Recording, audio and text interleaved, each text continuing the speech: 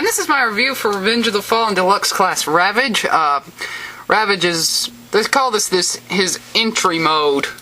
In the movie, it was kind of a meteorite-shaped thing, so this is definitely one of those afterthought modes that I mentioned in the Fallen video, where they designed the bot first, and then, you know, this has to transform into something, so they go ahead and make another mode. They definitely put more thought into this one than they did the Fallen, because he doesn't do anything, but this one definitely has more detailing. It's got some panels right here that flip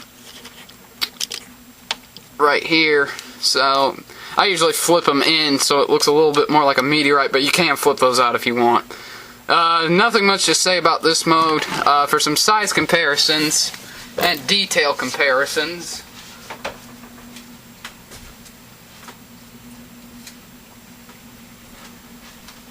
here he is next to the missile that Revenge of the Fallen Soundwave came with. So much more detailed than that little tiny missile. But anyway, very nice mode for an afterthought mode. To transform it, you want to pop those panels up, flip these legs back.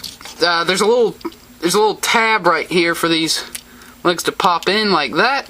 Then you want to flip out his very long, very nicely detailed tail. Very posable too. It's got a joint right here which pops off real easily, and I did that on purpose just to show that it does pop off real easily. Ball joint back here, hinge right there. I do wish they had made it so you could raise this up just a little bit more, but it's a pretty nice tail. I'm really glad that they made a really nice tail for this figure.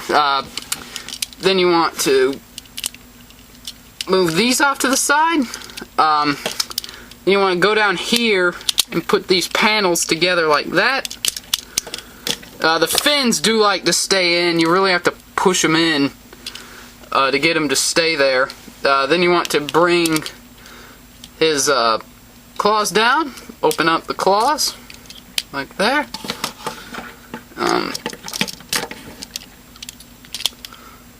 Right there.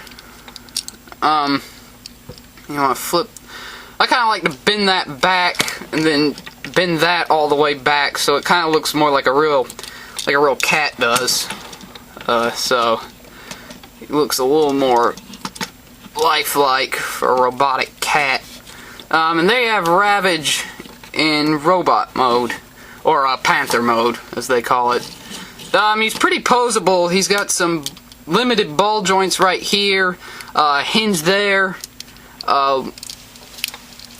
twist there, hinge there, and hinge on the claws. So he can definitely paw at something if you want. Paw at a robot, or paw at one of those Human Alliance figures or Lego figures or whatever you use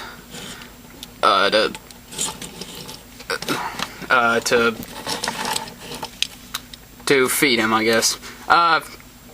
Hinge back here, hinge there, ball joint there. More limited than the front one, but still gets a fair amount of posability. And the guns you can pose up and down. They can hinge forward a little. I do like that they kept the guns in Ravage's design, because I guess that's such a trademark feature of Ravage that if Ravage did appear in the movie, the one thing I wanted him to have was his twin blaster cannons, which they did make into machine guns. Kind of had a problem with that, kind of didn't. They did keep them in though, and I'm very happy they did that. And last but not least, he does have his Mech Alive gimmick of where you grab this spike. All the others are soft rubbery plastic, except this one, which is hard plastic. And the reason that is when you push it forward, his mouth opens up. They did make it open up a little bit more than I would have been happy, than I would have liked. I would have preferred maybe right there. But they also made the top of his teeth are fine, but the bottom ones, they made just a little bit too big. But that's okay. Really nice Mechalive gimmick. You can see the pistons moving and his ears moving back as he does that. For some reason, they colored his eye purple instead of red. I don't know why they did that, but it is purple, and there's really nothing you can do about it.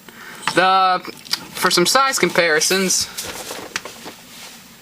here's next to Universe Ravage, who I will review sometime